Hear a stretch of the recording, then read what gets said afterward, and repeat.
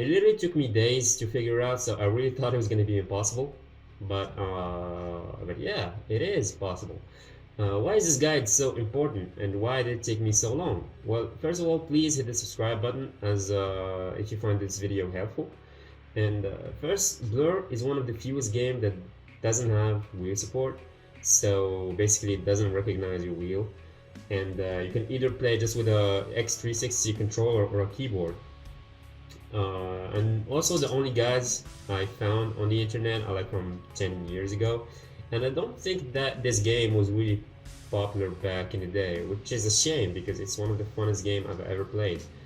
And yeah, so every guide is just gonna tell you, well, no, it's an arcade racer, so just forget about it. Just use the controller and move on.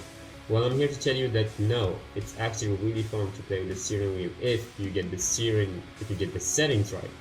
And well, maybe you're gonna lose a second on your best lap time, but who cares? Anyway, so what do you need? Well, first of all, you're gonna need the X360 CE, the controller emulator. What it says in the name, and if you're already a Blur player, you probably already know about the software, since you actually need it to use a controller. So you actually use it to use a wheel. In my case, I have a G29, and what this does is it actually emulates your wheel, and the game considers it a controller. So you have to tweak with the settings. So the first thing you're gonna do when you download, well, first of all, you're gonna download the 32-bit version, not the 64. Otherwise, it's not gonna work, and you're just gonna copy it in your game folder. And once you open it, you're just gonna play with the buttons. Well, before doing that, what I recommend is clicking on auto. What this does is it's gonna remap all your buttons like automatically. And for me, it solved the problem that I had, which is the stick down. I mean, my stick down was pressed by default and I couldn't change it. So, well, first thing this did is it prevented me from scrolling in the menu because it was like the arrow was always pressed down. And also my car were always going backwards, so yeah, that was a problem. So by doing this, it solved this issue. And the second step is to follow your layout that you have in Blur. Like for example, if you have the first layout, well, you just have to map the buttons to what they are in the game. Like for example, I have the left trigger as an accelerator to accelerate. So what I do is you just need to press it and remap it to the whatever you want. Or for example, I have the accelerator pedal, so I just press the pedal and it remaps it. What else? For example, for the brake, well, the brake, I think in the layout it's this or this, I don't even remember. I think it's this. So if I do this, it remaps it to this button. Okay. So yeah, this is the easy part. Just remap every button and just play with it and experiment with the game. Have the game open, since it's gonna be easy to check out if things are working or not. And that's basically it. I'm just gonna remove this. I want to change my settings. So that's basically it. So now for the hard part. The hard part is actually getting rid of the dead zone when you're steering. So the problem is when you're emulating a wheel with a controller is the car is not gonna respond when you turn on the wheel. I mean, you have to turn it all the way just for the car to respond. So that's not playable, that's not fun. So you actually have to play with the dead zone.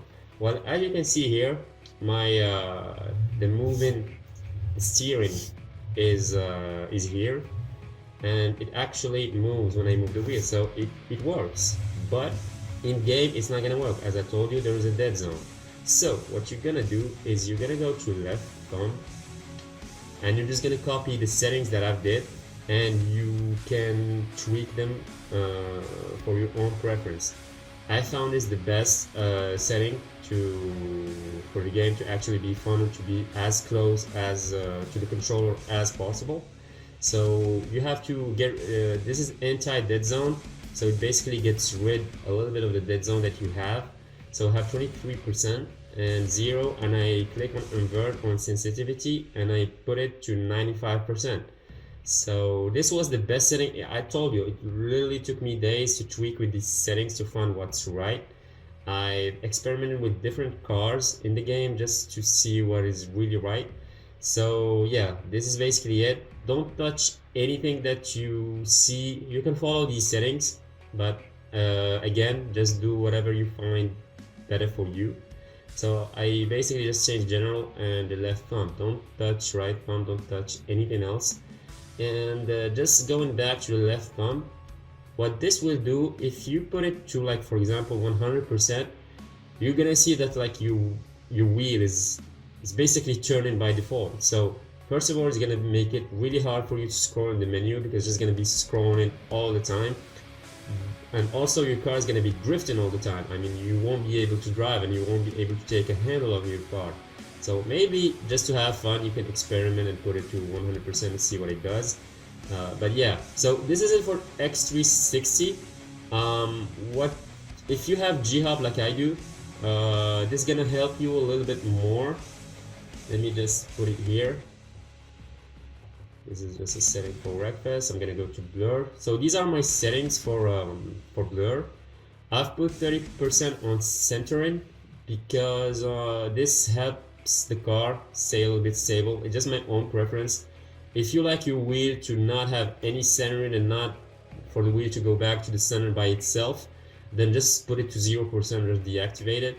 But yeah, if you increase the range, well, you know that cars in blur tend to understeer, so this is gonna make it worse. So I found that like the minimum 180 is the best settings for this one. So yeah, I have these two open and these are the settings that I'm following. So let's check that out in game.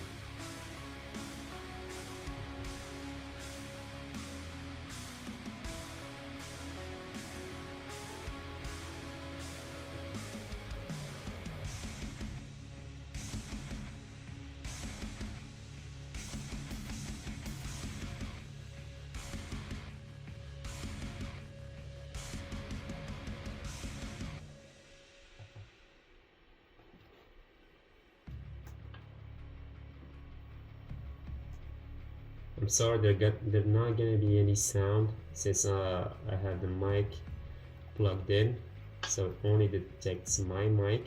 So let's just try with a random track now. I'm not gonna go with the Hummer. Let's go with the track that I tried yesterday with the BMW. Alright. Alright. Let's try this thing out. See if everything's working properly. And you tell me if you find this fun or not. I personally really enjoy it. Some people may not, but once I got the wheel, it is no coming back to the controller. So you can see the car responds really well. I'm just gonna check if the brake works.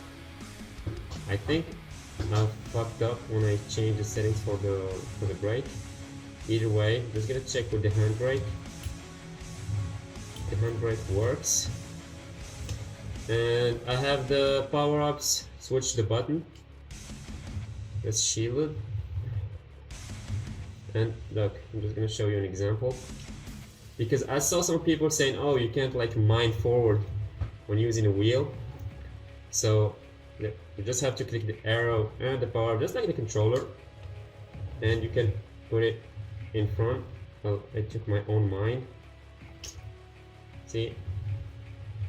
So yeah, let me just try the brake because I don't think it's working.